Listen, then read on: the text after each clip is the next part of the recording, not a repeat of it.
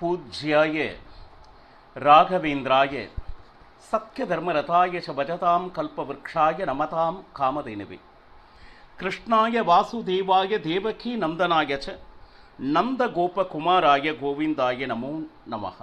ஐந்தாவது வேதம் என்று போற்றப்படும் மகாபாரதம் பார்த்து வருகிறோம்.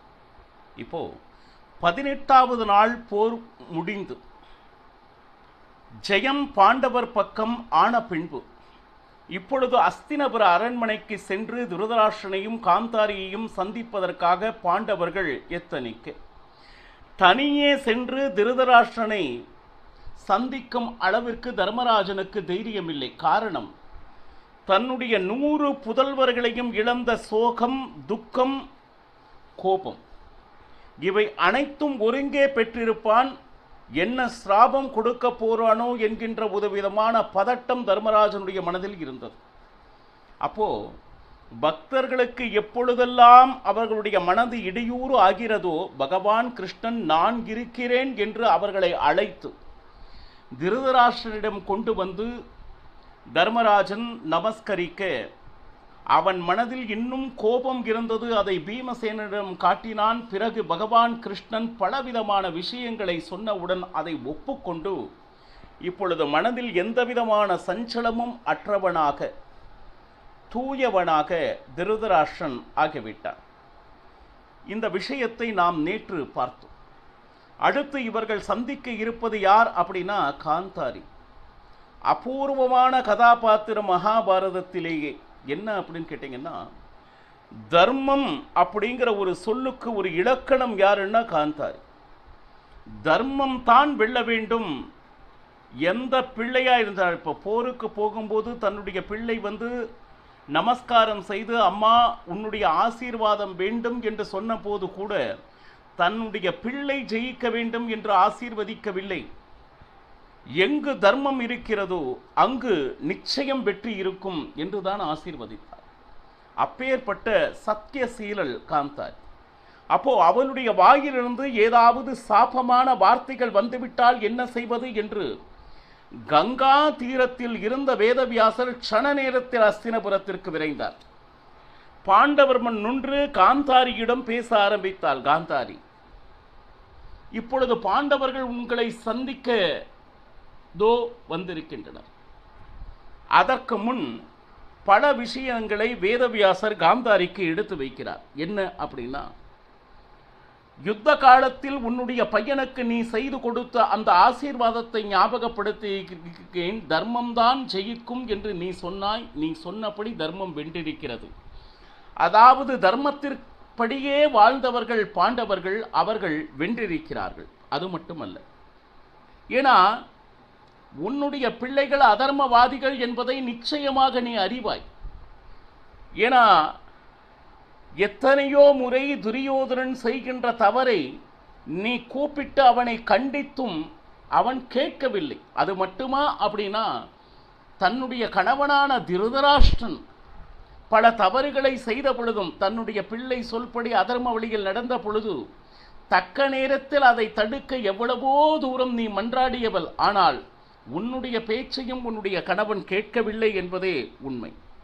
இப்போ உன்னுடைய பிள்ளைகள் அதர்ம மார்க்கத்தில் இருந்தார்கள் என்பதை நீ நிச்சயம் அறிவாய். முதலில் நீ அதனை ஒப்புக்கொண்டுதான் ஆக வேண்டும்.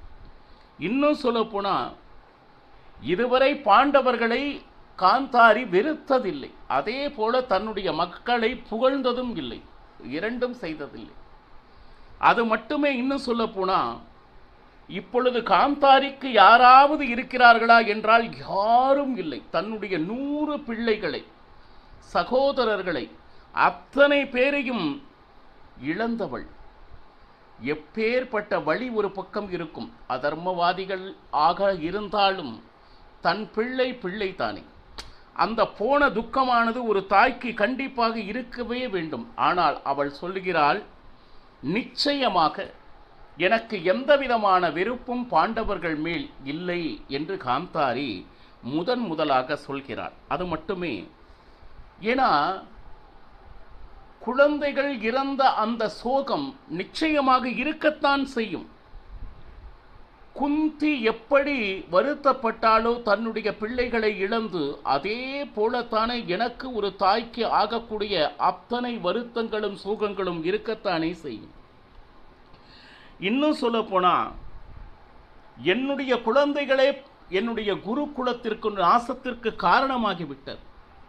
என்னுடைய பிள்ளையும் கெட்டவன் தான், அவன் கூட சேர்ந்தவன் பார்த்தோம்னா சகுனி, துச்சாசனன், கர்ணன், இவர்கள் அத்தனை பேரும் இணைந்து ஏதோ மிகப்பெரிய செயல் செய்வதாக நினைத்து நம்மளுடைய குலத்தினுடைய நாசத்திற்கே காரணமாகிவிட்டனர். என்ன அப்படின்னு கேட்டீங்கன்னா, என் மனசுல இப்போ ஓடிக்கொண்டு இருக்கக்கூடிய ஒரே ஒரு விஷயம், பீமா அதர்மத்தின் மூலமாக என்னுடைய பிள்ளையான துரியோதனனை கொன்றதாக நான் செய்தி அறிந்தேன். இது எந்த விதத்தில் நியாயம்? என் பிள்ளையை ஏன் கொன்றாய் அப்படிங்கிற வார்த்தையை கேட்கவில்லை யார்? காந்தாரி. தர்ம மார்க்கத்தில் எது நடந்தாலும் அதை ஏற்றுக்கொள்பவள். ஆனால் அதர்ம மார்க்கத்தில் பீமா என்னுடைய பிள்ளையை நீ கொன்றதாக கேள்விப்பட்டேனே அப்படின்னு பார்த்தா, இப்ப பாருங்க, அதற்கு பீமசேனன் காந்தாரிக்கு அற்புதமான என்ன நடந்ததோ அதனுடைய பதிலை கொடுத்து கொண்டு இருக்கிறார். சரி, தயவு செய்து என்னை மன்னித்து விடுங்கள் அப்படின்னு சொல்லிட்டு முதல் வார்த்தை பீமசேனுடைய வார்த்தை, என்னை மன்னித்து விடு. ஏன்னா உங்களுடைய பிள்ளையை நான் கொல்ல வேண்டிய ஒரு நிர்பந்தத்திற்கு ஆளாகிவிட்டேன் என்பதே உண்மை. இன்னும் சொல்ல போனா, அதர்ம மார்க்கத்தில் மூலமாகத்தான் உன்னுடைய பிள்ளையை நான் கொன்றேன் என்பதை ஒப்புக்கொண்டான். முதலில் அப்பா நான் சொன்னதை இல்லை என்று மறுப்பானோ என்று நினைத்தால் காந்தாரி முதலில் அதனை ஒப்புக்கொண்டான். நமக்கே ஒரு சந்தேகம் வரும், இது தர்மமா அல்லது அதர்மமா அப்படின்னு சொல்லிட்டு. ஏன்னா தர்மராஜன் இதை அவன் ஒப்புக்கொண்டான். யாரு? பீமசேனன். தர்மராஜனுக்கு ஏற்கனவே சந்தேகம். பீமசேனன் வேற காந்தாரியிடம் ஒப்புக்கொண்டு விட்டான். உடனே இந்த வார்த்தையை கேட்டவுடன் அவளுடைய கோபம் இறங்கியது. அவன் முதலில் தான் செய்த குற்றத்தை ஒப்புக்கொண்டான் அப்படின்னு சொல்லிட்டு. அது மட்டுமல்ல, பாவம் செய்தவர்களை, அதர்மவாதிகளை, இந்த உலகத்திற்கு தீமை செய்து கொண்டிருப்பவர்களை நியாய மார்க்கத்தில் கொல்லக்கூடாது என்பது தர்மசாஸ்திரம் தானே அப்படின்னு சொல்லிட்டு காந்தாரியிடம் ஒரு வார்த்தை சொல்கிறார். இது தர்மம் தானே? அதர்மவாதிகளை நியாயமாகத்தான் கொள்ள வேண்டும் என்கின்ற சாஸ்திரம் எங்காவது இருக்கிறதா அப்படின்னா இல்லை.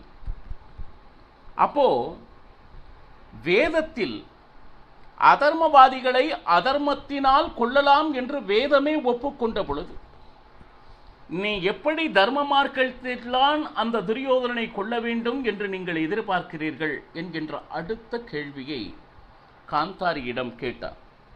இன்னும் சொல்ல போனார், மோசத்தினால் தான் அதர்மவாதிகளை கொள்ள வேண்டும். ஏனென்றால் நான் இந்த யுத்த ரணாங்கத்தில் கொன்ற யாருமே தர்ம மார்க்கத்தில் இருந்தவர்கள் அல்ல என்பதை நீங்கள் நன்றாக அறிவீர்கள். யார் ஒருவரும் தார்மீகர் அல்ல. ஏன்னா இந்த விஷயமானது பகவான் கிருஷ்ணன் மற்றும் பீமசேனனுக்கு மட்டும் தெரியும். எது தர்மம் எது அதர்மம் என்கின்ற அந்த சூக்ஷ்மத்தை அறிந்தவர்கள் இவர்கள் இருவரே. அப்போ அற்புதமாக காந்தாரி மனதில் இருக்கக்கூடிய சந்தேகங்களை விளக்கி கொண்டு இருக்கிறான். இன்னும் சொல்ல போனா, என்னுடைய மனைவியை சபையிலே உன்னுடைய பிள்ளை எப்பொழுது இழுத்து வந்து என்னுடைய தொடையின் மீது வந்து அமர் என்று எப்பொழுது துரியோதனன் சொன்னானோ அப்பொழுதே உன்னுடைய குழந்தைகளுடைய ஆயுள் முடிந்தது என்பதை தர்மம் அறிந்த நீ அறிய மாட்டாயா? இப்பதான் நிதர்சனமாக அவர்களுடைய குழந்தைகள் இறந்து கிடப்பதை பார்க்கிறோம். ஆனா எப்பொழுது அந்த சபையில் அதர்ம விஷயம் நடந்ததோ அப்பொழுதே அவரது ஆயுள் தீர்ந்தது என்பது உண்மை. அது மட்டுமா அப்படின்னா பாருங்க, அந்த நேரத்திலே நான் உன்னுடைய பிள்ளையினுடைய தொடையை முறிந்திருக்க வேண்டும். இன்னும் சொல்ல போனா, இப்பேற்பட்ட மகா பாபியாக இருக்கக்கூடிய துரியோதனன் நான் செய்தது தவறு என்று நீங்கள் நினைக்கிறீர்களா? நான் செய்தது ஏதாவது தப்பு இருந்தால் இப்பொழுது நீங்கள் சொல்லுங்கள். அப்போ காந்தாரி சொல்றா, பீமா, நிச்சயமாக நீ செய்தது தப்பு இல்லை. பேச்சுக்கு பேச்சு தர்மம் என்று சொல்லிக் கொண்டிருக்கின்ற எனக்கு நீ சொல்கின்ற தர்மம் எனக்கு நன்றாக விளங்கும். இன்னும் சொல்ல போனா, என்னுடைய பையனை பற்றி உன்னை விட எனக்கு நன்றாக தெரியும். அவன் அதார்மீகனே. அவனுடைய தாயே ஒப்புக்கொள்கிறார். சரி, அடுத்து இவ்வளவு தர்மத்தை பற்றி பேசிக்கொண்டு சூக்ஷ்மங்களை தெரிந்தவனாக இருக்கிறாய். ஆனால் துச்சாசனுடைய உடம்பில் இருக்கக்கூடிய அந்த இரத்தத்தை குடித்ததாக நான் செய்தி கேள்விப்பட்டேனே, இது தர்மமா பீமா என்கின்ற கேள்வியை காந்தாரி முன்வைக்கிறார். உடனே அப்போ காந்தாரியிடம் பீமசேனன் சொல்றான், அம்மா, அந்த இரத்தத்தை குடிப்பது போல் நான் பாசாங்கு செய்தேனே தவிர, நடித்தேனே தவிர, அவனுடைய இரத்தம் என்னுடைய பல்லில் கூட படவில்லை என்பதுதான் நிதர்சனமான உண்மை அம்மா. இதை முதலில் நீங்கள் புரிந்து கொள்ளுங்கள். இன்னும் சொல்ல போனா, என்னுடைய நாக்கானது அவனுடைய இரத்தத்தை தொடவே இல்லை என்பது உண்மை. இப்போ இது நிச்சயமாக காரியத்தை இந்த பீமசேனன் செய்ய மாட்டான் அப்படின்னு சொல்கிறது காந்தாரிக்கும் தெரியும். பீமன் வாயிலிருந்து இந்த வார்த்தைகள் வர வேண்டும் என்று அவள் விரும்பினாள். ஆனால் இவ்வளவு குரூரம் தேவையா பீமா அப்படின்னு. அன்று சபையிலே அவன் என்ன என்ன பேசினான் என்பதை தாயே நீங்கள் ஞாபகப்படுத்தி பாருங்கள். அப்பொழுது இது குரூரமா இல்லையா என்பது உங்களுக்கு தெரியும். தன்னுடைய அண்ணி அவள், நாங்களெல்லாம் அண்ணன் தம்பிகள், தன் வீட்டு மருமகள், அந்த பாசம் சிறிதும் இல்லாமல் அந்த சபையிலே அவளுடைய கூந்தலை பிடித்து இழுத்து வந்து தொடையின் மேல் அமர்ந்து அந்த புறத்திற்கு வா என்று வாய் கூசாமல் சொன்ன உன்னுடைய பிள்ளைகள் பின் எப்படி தர்ம மார்க்கத்தில் வீழ்வார்கள்? கொஞ்சம் நினைத்து பாருங்கள் தாயே.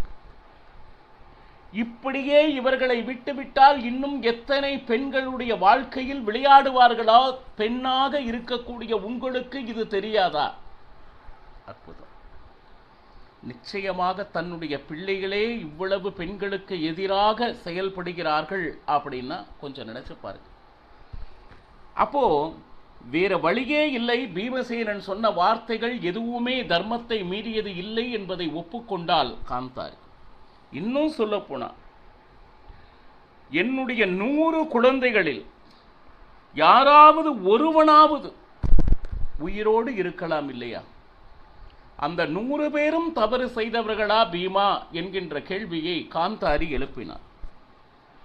அந்த 100 பிள்ளைகளும் செய்த அபராதத்தை இப்பொழுது உங்களிடம் சொல்கிறேன், கேளுங்கள் தாயே.